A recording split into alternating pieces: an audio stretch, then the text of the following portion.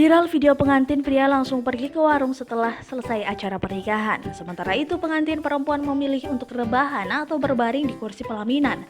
Kisah tersebut diunggah oleh akun TikTok @ridaharyani Sabtu 10 Oktober 2020.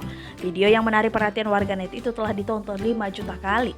Pengunggah video tersebut bernama Siti Rida Haryani, 29 tahun dari Sidoarjo, Jawa Timur. Ia mengatakan pernikahan dari Rina dan Haki itu digelar pada Sabtu 10 Oktober 2020.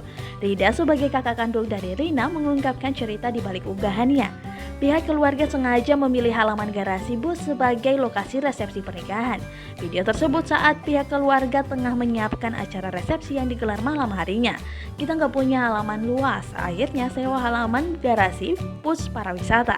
Ujarnya saat dihubungi tribunnews.com Selasa 13 Oktober 2020. Siang itu ada acara temu mantan, selesai acara memang sudah sepi, jelas dia. Tak hanya pengantin pria, ternyata pihak keluarga lainnya juga berkumpul di warung.